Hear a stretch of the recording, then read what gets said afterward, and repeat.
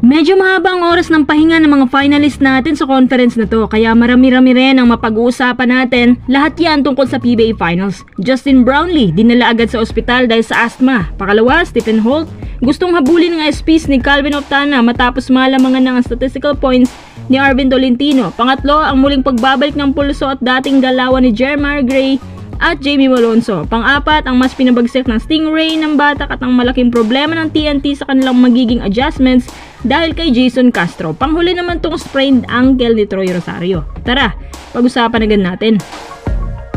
Sa press con na naganap kahapon, sinabi ni Coach Tim na may malaking problema siya sa kanyang aged import na si JB. Alam nyo ba na dinala pala agad si JB sa ospital dahil sa kanyang asthma? At ang kondisyon niya yan ay labis na nakaapekto kay JB ngayon dahil hindi masyadong maganda ang kinikilos niya at alam ng buong barangay na bad sign ito. Noong mga nakaraang araw, ginamot na si JB at patuloy pa rin ang monitoring sa kanya.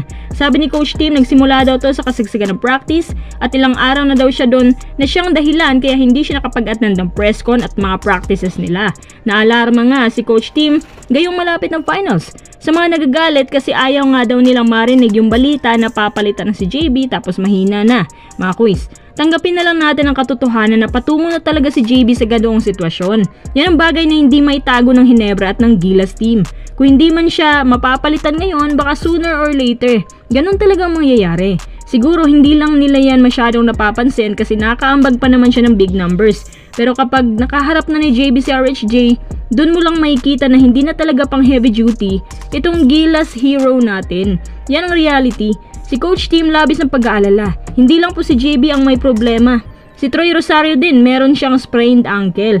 Kahit minor lang yan, pero pinag-iingat pa rin siya. Mahirap kung si Troy ang mawawala kasi kailangan ni Japet ng karilibo sa ilalim. Tapos si Jamie Malonzo nga pala, ayon kay Coach Tim, malapit na raw maabot ni Malonzo ang kanyang peak at malapit na rin manumbalik ang dati niyang galawan. Marami daw siyang good signs ang nakita din kay Jeremiah Gray. Kapag ito nagsama sa isang pace, may bago na silang dynamic duo. Stephen Holt habulin ang statistical points ni Calvin Oftana kasi nalamangan na daw niya si Arvin. So parang silang dalawa na lang nangunguna sa listahan na may potensyal manalo ng BPC.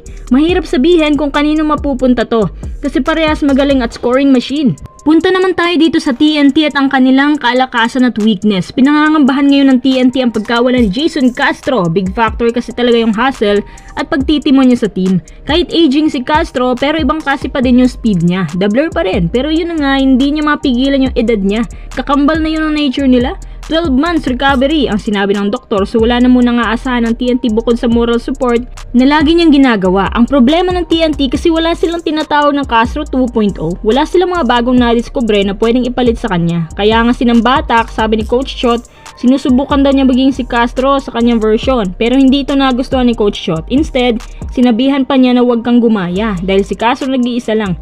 Maging totoo ka sa sarili mo na gaya ng dating Stingray na nakilala nila. Pero tama si Coach Shot.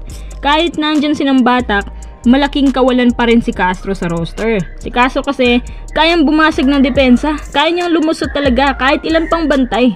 Mga bagay na hindi kayang punanin ng Batak pero gusto lang naman din niyang makatulong sa team kaya sumubok siya. Maganda din ang playing time na binibigay ni coach sa kanya kaya mas gumaan at nagiging kampante siyang lalo. Lumabas din sa team na ito ang kanyang laro. Ngayon, tungkol naman sa final. Sa tingin ko, wala magiging problema sa mga locals. Lahat scorer, lahat nakakaambag ng malaki. Kahit sabihin natin na parehong team ang may mga injuries pero iba pa rin ang nagagawa ng isang caliber team. Sa palagay ko, dito na lang sa import magkatalo-talo. Pinakamalaking factor din yung tight defense kasi ang parehong team may mataas na percentage sa 3-point field. At of course, pinakamabigat na factor, yung mga tawagan dyan, yung mga pito, yung mga wrong calls at hidden fouls.